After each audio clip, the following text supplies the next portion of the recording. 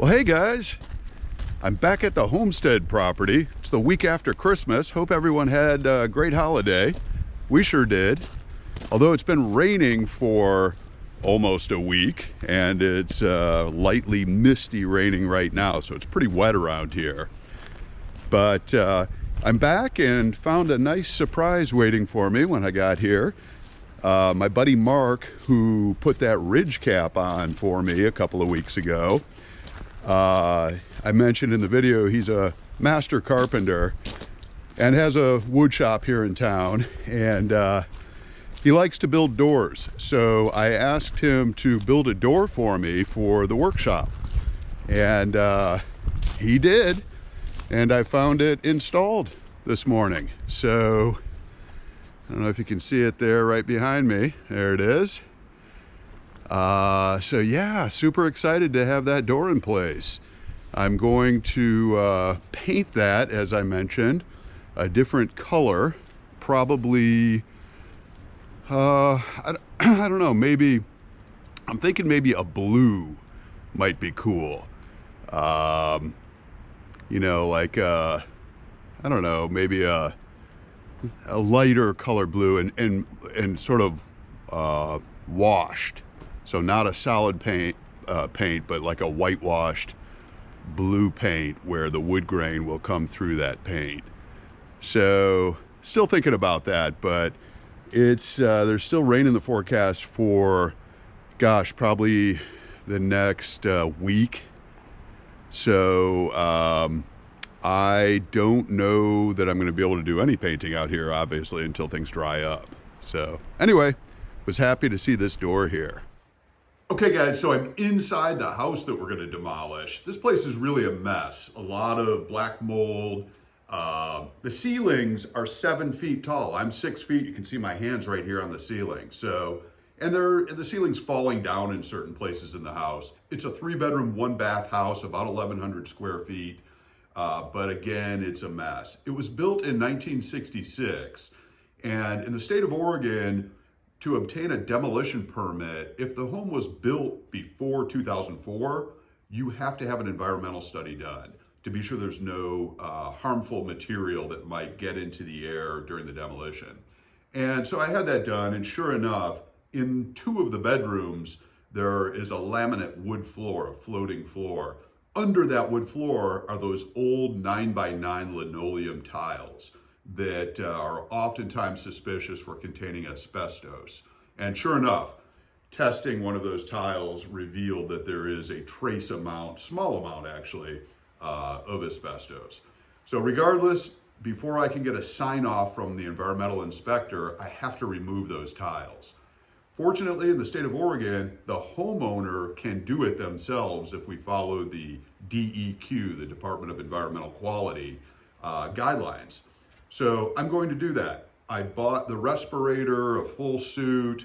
The process for removing those tiles is pretty simple. You wet them down, so if they break up during the scrape up process, the material's wetted and less likely to get into the air. And then you take a scraper and just scrape them up. I've already popped one up to test it. It came up pretty easy, so not too concerned that it's going to be a very difficult job. Today, it's raining outside. I'm going to lift and pull out that floating floor in both of those rooms. And then tomorrow or Wednesday, today's Monday, I will come back, suit up, and then remove, hopefully, all of those asbestos tiles. All right, let's get going.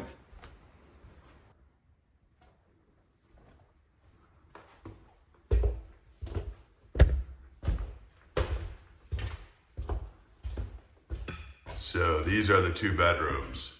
This guy here, and then this room here.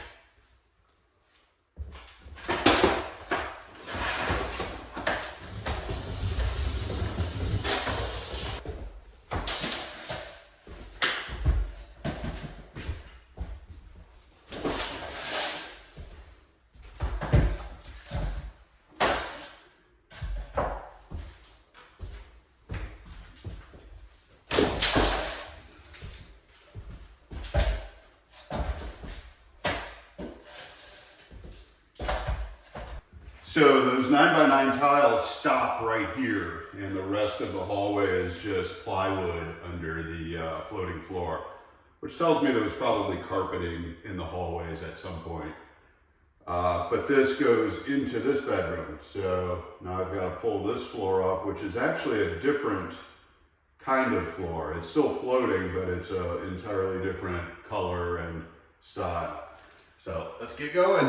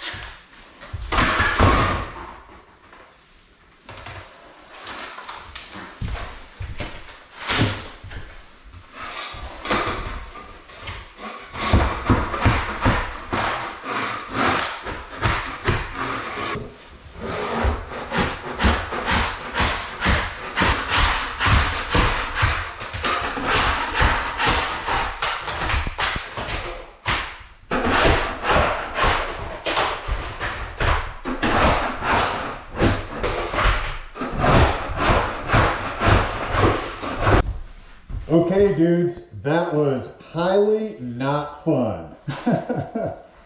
Anyway, got this room done. One more room to go, and I am done with this asbestos removal. Thank goodness. On a scale of 1 to 10, as far as the fun factor is concerned, I rate this project about a -5.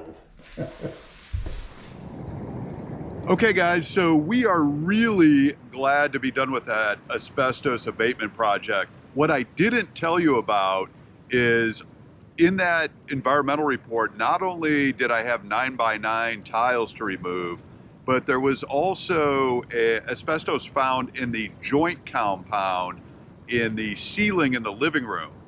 And so I ended up having to remove the entire ceiling in the living room, all of that sheetrock, as well as all of the nails that held it up. That was required in the process. So I was pretty ornery during that process and not in the mood to be filming. So sorry I didn't capture that for you guys. Bottom line is, we've got it done. Environmental engineer's coming out Wednesday. He told me he would sign off on everything. And his company does abatement as well. So they're actually going to take the material that I scraped up and took down off the ceiling. I double bagged it the way I'm supposed to do it. I've got 13 bags of material that has to be properly disposed of, and he's going to do that for me for a very reasonable price. So really excited to have that project behind us so we can move forward with obtaining the permit to demolish the house and move on to our next phase of development of our homestead. So today is New Year's Eve. Happy New Year to everyone. Happy New Year. We are going to spend the day. It's a beautiful day today. It's been raining for about 2 weeks, so we've got a couple of days of sunshine, which is pretty typical here on the southern coast of Oregon during the wintertime. We get, a week or so of rain and then 5 days of sun. So we're in the sunny phase right now and really happy about that. So anyway, we're headed up to Bandon, which is a fun town about an hour or so north of us, and we're going to enjoy a day in Bandon. The big city. The big city. Anyway, just wanted to wish everyone a Happy New Year. Thanks for watching the video. Please subscribe if you haven't already. Hit that notification bell in case we upload a video that you didn't expect. You'll be notified of that. We'll look forward to seeing you in the next video.